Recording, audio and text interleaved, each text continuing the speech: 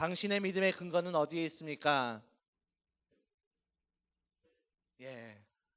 전에도 제가 이야기를 드렸었지만 휴가 때 제가 베트남을 갔다 와서 베트남에서 영어를 못해서 제가 좀 난처한 상황을 만났다고 말씀을 드렸습니다.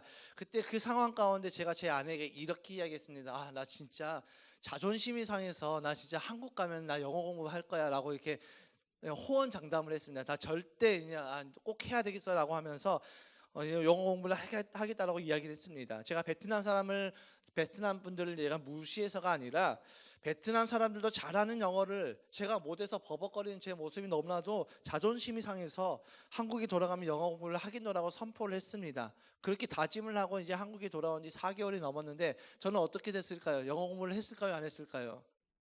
어떻게 하십니까? 놀랍게도 저는 영어 공부를 지금까지 한 번도 하지 않았습니다. 이렇게 제가 자존심이 상해가면서까지 영어 공부를 하겠다고 마음을 먹었는데 왜 제가 영어 공부를 하지 않았을까요? 제가 영어 공부를 해야겠다라는 그 결정의 근거가 진짜 내가 영어 공부가 필요해서가 아니라 저의 자존심이 상했던 제 감정에 그 근거를 두었기 때문에 그 감정이 이제 베트남을 갔다 와서 복귀하고 또다시 일상을 살아가다 보니까 그때의 감정이 온데간데 없이 사라지면서 감정이 이제 점점 누그러들면서 저에게 있어서 영어 공부라는 그 생각이 바로 사라지는 것을 저는 경험하게 되었습니다.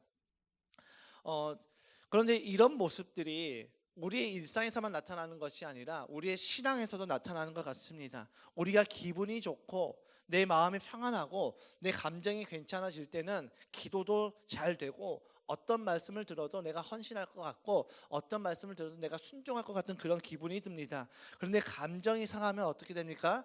그때부터는 말씀이 들어오지 않습니다. 감정이 상하면 기도도 안 됩니다. 제가 매일 저녁에 말씀 묵상했던 걸 마무리하는 가족들과 함께 모여서 마무리하는데 한 번은 제가 우리 아이들 때문에 제 감정이 상한 적이 있습니다. 제가 감정이 상해가지고 그날 저는 가족들과 같이 도저히 말씀을 마무리를 못할 것 같아서 난 이따가 할게라고 하면서 셋만 말씀 마무리하고 저는 이제 한 1시간 정도 있다가 혼자서 이렇게 누워 있다가 그래도 자기 전에 말씀 마무리를 해야 되니까 혼자서 마무리를 했습니다. 그러니까 저의 감정이 상하니까 나눔을 하는 것조차도 하기가 싫었습니다. 가족들하고 앉아서 제가 느꼈던 그 은혜, 제가 말씀을 묵상하면서 나눴던 그 은혜들을 나누는 것조차도 하기가 싫어지더라고요. 솔직히 그날 제가 말씀을 마무리하는데 제가 말씀 마무리하면서 그 다음날 이제 묵상해야 될 것을 읽는데 그 성경의 내용이 하나도 제 안에 들어오지 않았습니다. 그냥 하지 말까라는 생각도 들었지만 이를 악물고 그날 말씀 묵상을 마무리했습니다. 제가 말씀 묵상을 마무리하는 것은 하나님 앞에 보기에 옳은 일이지요. 그렇죠? 말씀 묵상을 하고 말씀 묵상을 마무리하는 것, 하루의 시작을 말씀으로 시작하고 하루의 마지막을 말씀으로 마무리하는 것은 하나님 앞에서 옳은 일입니다. 그런데 제가 거기서 제 감정이 상해서 하지 않는 것은 옳지 않는 일이죠. 하나님 앞에서. 그런데 제 감정이 순간 옳지 않는 일에도 반응을 했다라는 것이죠. 하기 싫은데 그냥 하지 말까? 이 상황에서 내가 말씀을 보는데 무슨 얼마나 유익이 있겠어라는 생각이 들면서 성경을 폈지만 하얀 것은 종이이고 검은 것은 글씨이는데 읽고는 있어도 아무런 것도 느껴지지 않고 아무런 것도 깨달아지지 않고 그냥 글씨만 읽고 있는 가나다라 마바사 이렇게 하고 있는 제 모습을 보면서 이렇게 할 바에 그냥 하지 말까라는 생각이 찾아오면서 그냥 까딱했으면 그날 그냥 지나칠 뻔했지만 이를 악물고 그것을 했습니다. 이렇듯 우리의 감정은 옳은 것에도 반응을 하겠지만 옳지 않은 것에도 반응을 한다는 것이죠. 그렇기 때문에 우리의 믿음의 근거를 나의 감정에 두면 굉장히 위험하다는 것입니다. 감정에 따라서 신앙의 기복이 생기겠죠. 내가 감정이 좋으면은 하나님과 더 가까워지고 내가 감정이 상해 있으면은 하나님과 더 멀어지는 우리의 신앙의 모습이 생겨지겠죠. 자, 그렇다면 이렇게 생각이 되어지겠죠. 그러면 감정은 나쁜 것 아니야? 감정은 무조건 나쁜 것 아니야? 라는 생각이 들겠지만 또 그렇지는 않습니다. 하나님께서 인간을 창조하실 때 어떤 형상을 따라 만드셨죠? 우리의 형상을 따라 만드셨다라고 성경 말하고 있습니다. 그러니까 하나님의 형상을 따라 하나님의 모양대로 우리를 만들었다라고 성경 말하고 있죠. 창세기 1장 26절 상반절의 말씀을 좀 살펴보겠습니다. 시작. 하나님이 말씀하시기를 우리가 우리의 형상을 따라서 우리의 모양대로 사람을 만들자. 하나님의 형상을 따라서 하나님의 모양대로 우리 인간을 창조하시자라고 결정을 하시고 그렇게 만드셨습니다. 그런데 이때 하나님께서 우리 인간을 만드실 때 하나님과 모양만 똑같게 만드신 것이 아닙니다. 하나님과 모양만 똑같게 만드신 것이 아니라 하나님과 똑같은 인격체로 만드셨다라는 것이죠. 그렇다면 지금 우리가 느끼고 있는 그 희노애락의 이 감정은 누가 만드셨습니까? 하나님이 만드셨죠. 감정을 하나님이 만드셨다라는 것입니다. 그리고 성경의 곳곳에 보면 하나님의 감정에 대해서 많이 기록이 되어 있습니다. 인간을 만드시고 심히 기뻐하셨노라. 하나님께서 창조하신 것들을 바라보면서 기뻐하였노라. 또 그 인간의 타락을 보면서, 이스라엘의 타락을 보면서 진노를 일으키시는, 분노를 일으키시는 그 하나님의 모습도 보게 되어집니다. 그러니까 하나님께서 우리가 성경 곳곳에도 하나님의 감정이 여기저기 묻어나 있는 것을 우리는 보게 되어집니다. 그러니까 만약에 감정이 나쁜 것이라면 하나님께서 우리에게 나쁜 것을 주셨다고 이렇게 성립이 되는데, 그런데 하나님은 우리에게 나쁜 것을 주시는 분이 아니시죠. 하나님은 늘 우리에게 좋은 것을 주시는 분이십니다. 그렇기 때문에 감정 자체는 나쁜 것이 아닙니다. 문제는 무엇이냐면 죄로 인해서 우리 인간이 타락이 될 때 인간만 타락한 것이 아니라 인간의 감정도 함께 타락이 되었다는 것이죠.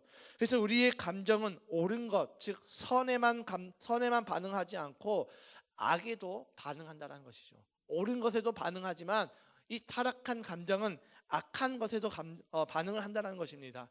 여러분, 인간이 선악과를 먹었던 그 사건의 본질은 무엇입니까? 인간이 하나님이 되겠다라는 그 탐심이었습니다.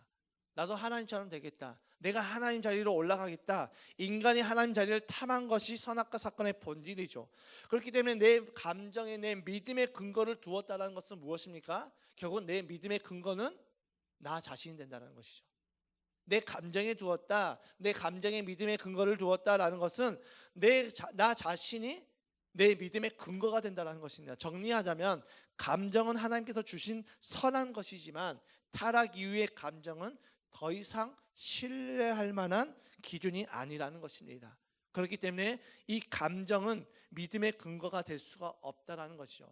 그런데 문제는 무엇이냐면 여전히 우리는 나의 느낌에, 나의 감정에 신앙의 근거를 두려고 한다는 것입니다. 당신은 구원을 받았습니까? 라는 질문에 많은 분들이 여기에 대해서 확실하게 대답하지 못합니다. 당신은 구원을 받았습니까? 우리 한번 좌우 옆 사람과 함께 좌우 옆 사람에게 물어보겠습니다. 질문만 하세요. 답은 듣지 마세요. 서로 불편해질 수 있으니까. 빨리 질문하고 다시 저를 바라보셔야 됩니다. 좌우 옆 사람을 바라보면서 당신은 구원을 받았습니까? 대답 듣지 마세요. 대답하지 마시고, 서로 불편해질 수 있습니다. 서로 어색해질 수 있기 때문에. 우리가 당신은 구원을 받았습니까? 라는 질문에 우리는 확실히 대답하지 못합니다. 물론 구원의 판단은 하나님께 있지만 그것 때문에 대답을 못 하시는 것이 아닙니다. 대답을 못하는 이유는 뭐냐면 내가 구원을 받았다기에는 뭔가가 부족한 것 같은 느낌과 감정이 들기 때문이죠. 나 구원 받은 것 같기도 하고 아닌 것 같기도 하고 애매하단 말이야. 이런 마음이 우리 안에 있다는 것이죠. 근데 성경에서 말하는 구원의 방법은 몇 가지가 있습니까? 성경에서 말하는 구원의 방법은 여러 가지가 아닙니다. 단 한 가지죠. 예수님을 믿는 것이죠. 사도행전 4장 12절의 말씀을 우리 살펴보겠습니다. 시작. 이 예수밖에는 다른 아무에게도 구원은 없습니다. 사람들에게 주신 이름 가운데 우리가 의지하여 구원을 얻어야 할 이름은 하늘 아래 이 이름밖에 다른 이름이 없습니다. 예수님 외에 우리가 구원받을 길은 없다라고 성경은 분명하게 선언하고 있습니다. 요한복음 14장에도 말씀하고 있죠. 내가 곧 길이요 진리요 생명이니 나로 말미암지 않고는 아버지께로 나아갈 자가 없다라고 말씀하고 있습니다. 요한복음 1장 12절에서도 말씀하고 있죠. 영접한 자 곧 그의 이름을 믿는 자는 하나님의 자녀가 된 특권을 주셨다라고 말씀하고 있습니다. 그러니까 예수님 외에 우리가 구원받을 길은 없습니다. 예수님 외에 우리가 구원받을 이름은 없습니다. 예수님을 믿는 것 외에 어떤 방법으로도 우리는 구원받을 수가 없다라는 것이죠. 그런데 많은 분들이 예수님을 믿고는 있는데 구원의 확신이 없는 이유는 무엇입니까? 물론 근거 없는 확신도 위험하겠죠. 아무런 근거가 없어요. 그냥 나 교회 다니니까 나 구원 받았어. 이것도 굉장히 위험합니다. 그런데 정말 예수님을 믿으면서도 구원의 확신이 없다는 것은 무엇이냐면 홍길동과 마찬가지죠. 아버지를 아버지라 부르지 못하고 형을 형이라 부르지 못하고 이런 관계입니다. 하나님이 아버지여야 되는데 자꾸 하나님이 아저씨처럼 느껴지는 것입니다. 옆집 아저씨처럼 느껴지고 나랑 좀 관계가 없는 좀 먼 친척처럼 느껴지는 것이 구원의 확신이 없는 상태라는 것이죠. 그러니까 그 이유가 무엇이냐면 많은 사람들이 예수님을 영접하고 성령을 받았다는데 내가 기대한 어떤 신비한 체험이나 뜨거운 어떤 경험이나 초자연적인 현상이나 뜨거운 감정이나 느낌이 없기 때문에 내가 예수를 믿고 있어도 믿고 있다라는 그런 확신이 안 든다라는 것이죠. 예수님을 믿었고 성령을 받았다라고 한다면 뜨거운 체험이 있어야 될 것 같은 그런 감정, 그런 느낌. 많은 분들이 성령을 받고 저는 뜨거운 것을 경험했습니다 라는 간증을 들으니까 예수를 믿고 성령을 받으면 이런 것들이 일어나야 되구나, 이런 현상이 내 삶 가운데 일어나야 되구나. 아니요, 성경은 그렇게 말하고 있지 않습니다. 물론 그렇게 나타나는 현상도 있지만 정말 예수님을 믿고 성령을 받고 잠잠하게 일어나는 사람들도 분명하게 있습니다. 성경은. 그러니까 성경에서는 여러 가지 반응으로 성령 하나님께서 임하였다라는 것을 우리에게 말씀하고 있습니다. 그러니까 예수를 믿어도 여전히 내 상황은 변하지 않아요. 예수를 믿어도 여전히 내 감정은 차가워요. 예수를 믿어도 아무것도 느껴지지 않아요. 그러니까 예수를 믿고 성령을 받았어도 내가 구원을 받았나? 여기에 대해서 대답을 하지 못한다는 것이죠. 그래서 이단이 그렇게 우리를 미혹하고 우리를 올가챘는데도 아무런 대비를 못하고 있습니다. 성경 분명하게 말씀하고 있습니다. 예수님 외에는 우리를 구원할 이름이 없다라고 말씀하고 있는데 자꾸 우리는 예수님 플러스 무언가를 기대하고 있습니다. 예수님을 믿고 내가 구원을 받았으면 이런 것은 체험해야지, 이런 것은 경험해야지, 이런 것은 내가 느껴봐야지. 아니요, 성경은 느낌으로 성경은 신앙생활 하지 말라. 성경은 믿음은 느낌이라고 말씀하고 있지 않습니다. 그러니까 예수를 믿어도 아무런 것도 느껴지지 않기 때문에 구원의 확신을 못 누린다는 것이죠. 내가 믿음을 누리지 못하고 있다는 것입니다. 그런데 오늘 본문에서는 우리에게 무엇을 말하고 있습니까? 로마서 4장 18절에서 19절의 말씀을 좀 함께 살펴보겠습니다. 시작. 아브라함은 희망이 사라진 때에도 바라면서 믿었으므로 너의 자손이 이와 같이 많아질 것이다 하신 말씀대로 많은 민족의 조상이 되었습니다. 그는 나이가 100세가 되어서 자기 몸이 이미 죽은 것이나 다름없고 또한 사라의 태도 죽은 것이나 다름없는 줄 알면서도 그는 믿음이 약해지지 않았습니다. 여러분, 아브라함의 상황이 어떤 상황입니까? 하나님께서 약속의 말씀을 주셨어요. 그런데 그는 75세 때 부름을 받았잖아요. 그리고 아무런 진동이 없습니다. 아무런 감정이, 아무런 느낌이 없습니다. 그의 상황이 어떤 상황이었냐면 100세인 자신의 몸이 이미 죽은 것과 같고 사라의 태도 죽었기 때문에 사라의 태의 문이 닫힌 사라도 죽은 것과 똑같은 상황이라고 말씀하고 있습니다. 그러니까 이미 육신으로는 죽었다라고 말씀하고 있죠. 상황만 보면 굉장히 막막합니다. 하나님이 나로 하여금 큰 민족을 이루겠다라고 분명히 약속은 하셨습니다. 엘리에셀을 제가 좀 사용해 주십시오라고 하니까 아니다. 너의 몸에서 나는 그 사람, 너의 몸에서 난 그 자녀를 가지고 내가 너로 큰 민족을 이루겠다. 그럼 이스마엘은요? 아니야, 이스마엘도 아니야.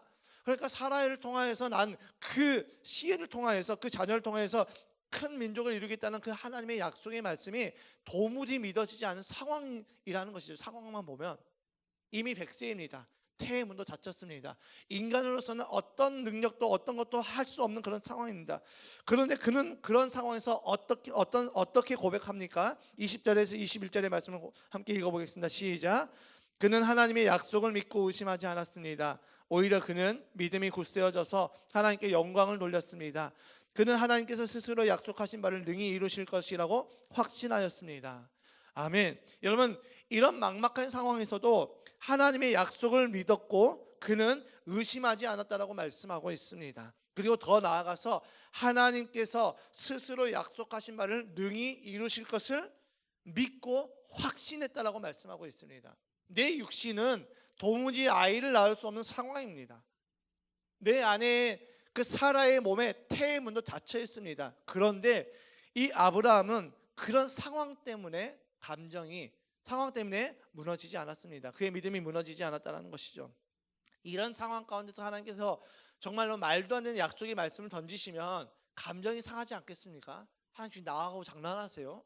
차라리 좀 더 젊었을 때 나를 불렀으면은 소망이라도 있죠. 아니 75세 때 불렀을 때 그때만이라도 했다라면은 가능성이라도 있죠. 이미 저는 100세입니다. 제 아내는 90세입니다. 이미 태의 문이 닫혀 있습니다. 이런 상황에서 도대체 저를 언제까지 저에게 희망 고문만 하시겠습니까? 이렇게 감정이 상하지 않겠습니까? 그런데 그는 감정이 상하지 않고 상황 때문에 그 믿음이 무너지지 않고 이미 하나님께서 스스로 약속하신 바를 능히 이루실 것을 확신했다라고 성경은 말하고 있습니다. 여러분 아브라함의 믿음의 근거는 어디에 있습니까? 자신의 상황이나 자신의 감정이 아니었습니다. 하나님의 약속의 말씀 위에 그 근거를 두었다라는 것이죠. 즉 하나님의 말씀이 그의 믿음의 근거였다라고 성경은 말하고 있습니다.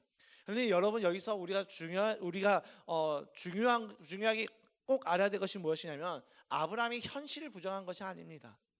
될 대로 되라 이런 식도 아니었습니다. 자신의 감정 또한 부정하지 않았습니다. 수많은 의심이 찾아왔고 수많은 감정의 소용돌이가 올라왔지만 그 의심과 그 감정에 그는 자신의 믿음을 빼앗기지 않고 끝까지 하나님의 말씀 앞에 그 믿음을 두었다는 것이죠. 그는 현실과 감정 위에 그 위에 하나님의 말씀을 두었다라고 성경은 말하고 있습니다. 여러분 아브라함은 낙관적이거나 긍정적인 마인드에서 내가 긍정의 힘으로 긍정의 생각으로 하나님께서 이렇게 하시겠다 이런 마인드가 아니었습니다. 그의 믿음은 하나님께서 말씀하셨기 때문에 그는 그 말씀을 믿음으로 받았고 그 말씀을 하나님께서 이루실 것이다. 나에게는 소망이 없지만 나에게는 능력이 없지만 나는 할 수 없지만 하나님은 능히 하실 분이시다. 그 하나님을 믿고 신뢰했다는 것이죠. 여러분 우리의 감정은 수시로 변합니다.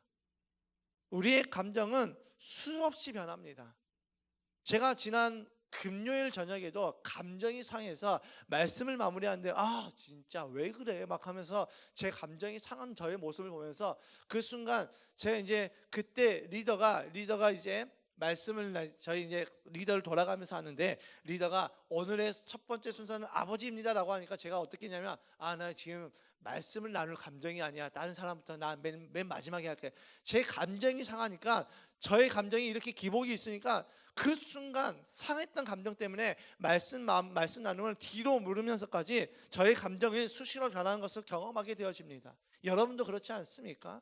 상황 때문에 환경 때문에 여러분의 감정이 수시로 변하지 않습니까? 여러분 감정의 기복이 있다고 표현을 하고 있습니다. 그만큼 감정은 왔다 갔다 한다는 것이죠. 그렇기 때문에 나의 믿음의 근거를 감정에 두면 어떻게 됩니까? 내 믿음도 기복이 생기겠죠. 왔다 갔다 하겠죠. 그래서 우리의 상황이나 우리의 감정에 우리의 믿음의 근거를 두어서는 안 됩니다. 내 믿음의 근거가 감정이나 상황, 나의 어떠함에 있다면 우리의 믿음은 수시로 왔다 갔다 움직일 수밖에 없습니다. 믿음이 좋았다가 믿음이 다운됐다가 왔다 갔다 한다는 것이죠. 그렇기 때문에 믿음은 내 상태, 내 상황을 보는 것이 아니라 믿음의 주요 온전케 하시는 그 예수를 바라보는 것이죠. 히브리서 12장 2절의 말씀을 좀 함께 읽겠습니다. 시작. 믿음의 주요 온전케 하시는 이인 예수를 바라보자. 우리가 바라봐야 될 것은 내 상태가 아닙니다. 내가 바라봐야 될 것은 내 감정이 아닙니다. 내 감정이 이런데 내가 기도할 수 있겠어? 저도 감정이 상한 상태에서 이 기도의 자리로 나오고 감정이 상한 상태에서 성경을 피면 진짜 아무것도 안 됩니다. 기도하러 나와 있는 그 1시간 동안, 그 2시간, 한두 시간 동안 그냥 앉아만 있습니다. 절대 기도가 되지 않습니다. 그런데 제 안에 어떤 마음이 있냐? 내가 어떤 상황에서도 사단 네가 원하는 대로 나는 반응하지 않을 거야. 네가 원하는 것은 내 감정이 상해서 기도하지 못하게 하는 거잖아. 네가 원하는 것은 내 감정이 상해서 말씀을 보지 못하게 하는 거잖아. 네가 원하는 것은 내 감정이 상해서 말씀 묵상을 하지 못하게 하는 거잖아. 너가 원하는 것은 내 감정이 상해서 예배를 드리지 못하게 하는 거잖아. 아니야. 나는 예배의 자리에 있을 거야. 나는 말씀의 자리에 있을 거야. 나는 기도의 자리에 있을 거야. 내 감정이 상했더라도, 내 상황 때문에 내가 도무지 기도하지 못하고 말씀을 보지 못하고 내가 예배를 드리지 못하는 상황이라고 할지라도 우리의 감정에, 내 상황에 믿음의 근거를 두는 것이 아니라 믿음의 주요 온전케 하신 그 예수님께 내 믿음의 근거를 두어서 내 감정이 어떠하든지 내 상태가 어떠하든지 나는 그 기도의 자리에 나아가야 됩니다. 내 상태가 어떠하든지 나는 그 예배의 자리에 서 있어야 됩니다. 그것이 믿음의 사람이고 그것이 우리의 믿음의 근거를 하나님께 두는 삶의 모습이라는 것이죠. 여러분, 예수님을 바라본다는 것은 어떤 의미입니까? 하나님의 약속을 바라보는 것이고 하나님의 말씀을 붙잡는 것입니다. 다시 말해서 내 상태와 상관없이, 내 감정과는 상관없이, 내 상황과 내 환경과는 상관없이 일하시는 하나님을 바라보며 하나님께로 나아가는 그 믿음의 발걸음이 내 믿음의 근거가 예수님을 바라본다는 것과 똑같다는 것이죠. 그렇기 때문에 내 감정이 다운되고 내 상황이 절망일수록 우리는 더 믿음을 써서 주님께로 나아가야 되는 것입니다. 여러분, 내 감정이 편안할 때 주님 앞에 나오는 거 너무나도 쉽습니다. 진짜 믿음이 필요할 때는 내 감정이 다운되고 내 상황이 절망적인 상황일 때, 내 환경이 절망일 때, 그때 필요한 것이 진짜 믿음이라는 것이죠. 믿음을 써서 하나님께로 나아가야 되는 것입니다. 믿음을 써서 예수님을 바라보며 그 예수님 앞으로 나아가서 엎드려야 된다는 것이죠. 주님은 나의 상태가 어떠하든지, 내 감정이 어떠하든지, 내 상황이 어떠하든지 주님은 나의 기도를 들으신다는 것이죠. 내가 도무지 죄송스럽고 도무지 면목이 없어서 주님 앞에 나아갈 수가 없겠어. 여러분, 이 생각은 철저하게 100% 제가 확신합니다. 100% 사단이 주는 마음입니다. 우리 주님은 수고하고 무거운 짐진 자들아 다 내게로 오라, 내가 너를 쉬게 하리라 라고 말씀하셨습니다. 주님은 내 상황이 어떠하든지 내 감정이 어떠하든지 주님께로 나오라고 말씀하셨습니다. 그러니까 그런 상황일수록, 절망의 상황일수록, 내 감정이 요동치는 상황일수록 믿음을 써서 주님 앞에 나가는 그 발걸음을 주님이 기뻐하신다는 것이죠. 아브라함이 만약 자기의 상태에 집중이 되어 있었다면 그는 믿음의 발걸음을 걷지 못했을 것이죠. 아브라함은 자신이 살아있는 동안에 하나님의 약속의 성취됨을 보지 못했습니다. 자신이 살아있는 동안에는 이삭 하나만 낳았습니다. 자신이 살아있는 동안에는 하나님께서 말씀하셨던 너로 큰 민족을 이루겠다, 이 말씀이 성취되는 것을 보지 못했습니다. 그럼에도 그가 끝까지 그 약속을 붙잡고 나아갈 수 있었던 이유는 무엇입니까? 하나님께서 약속하신 바를 능히 이루실 것을 믿고 확신했기 때문이죠. 그래서 성경은 그의 믿음을 의로 여겼다라고 말씀하고 있습니다. 그는 살아서 하나님의 약속이 성취됨을 보지 못했지만 그와는 상관없이 그는 사는 동안에 하나님의 약속이 이루어지는 그 믿음을 누리면서 살아갔습니다. 하나님께서 이 모든 것들을 이루실 것이라는 그 확신 가운데 그 약속의 성취됨을 누리면서 살았다는 것이죠. 이것이 진짜 믿음의 근거라는 것입니다. 예수님께서 우리의 모든 죄의 문제를 해결해 주셨습니다. 예수님께서 우리의 모든 인생의 문제를 해결했다라고 선언하셨습니다. 믿음 안에서, 그럼에도 불구하고 우리가 믿음 안에서 그것을 누리지 못하는 이유는 내 믿음의 근거가 이루신 말씀이 아니라 여전히 내 감정, 내 상황, 내 느낌에 있기 때문입니다. 그래서 은혜로 구원을 받았고 은혜로 하나님의 자녀가 되었음에도 불구하고 그것을 인식하지 못하고 그것을 늘 의심하는 것이죠. 나 하나님 자녀 맞아? 나 정말 예수 믿는 거 맞아? 나 정말 구원 받은 거 맞아? 그럴 때마다 주님이 말씀하십니다. 너 구원 받았어. 너 정말 하나님 자녀 맞아. 너 하나님 믿는 거 맞아. 너의 느낌을 믿지 마. 너의 감정을 믿지 마. 이루신 그 말씀을 믿어 라고 우리에게 말씀하신다는 것이죠. 여러분, 출애굽한 백성들이 가나안 땅에 들어가지 못하고 이제 40년간 땅을 헤매야 되는데 그날따라 에돔 땅을 우회해야 되는 그 상황을 만나면서 그들의 마음이 상했다라고 이야기하고 있습니다. 민수기 21장 4절의 말씀을 좀 함께 읽겠습니다. 21장 4절 말씀 시작. 그들은 에돔 땅을 돌아서 가려고 호르산에서 더 홍해 길을 따라 나아갔다. 길을 걷는 동안에 백성들은 마음이 좁지 조급하. 이게 제가 개역 개정으로 찾았어야 됐는데 죄송합니다. 제가 읽어드릴게요. 백성이 호르산에서 출발하여 홍해 길을 따라 에돔 땅을 우회하려 하였다가 길로 말미암아 백성의 마음이 상하니라라고 성경은 말하고 있습니다. 민수기 21장 4절의 말씀에. 여러분, 그들의 마음이 상하니까 그들이 하나님에 대해서 어떻게 이야기하냐면 이렇게 이야기합니다. 21장 5절의 말씀에 백성이 하나님과 모세를 향하여 원망하되 어찌하여 우리를 애굽에서 인도에 내어 이 광야에서 죽게 하는가? 이곳에는 먹을 것도 없고 물도 없도다. 우리 마음이 이 하찮은 음식을 싫어하노라 하매라고 말씀하고 있습니다.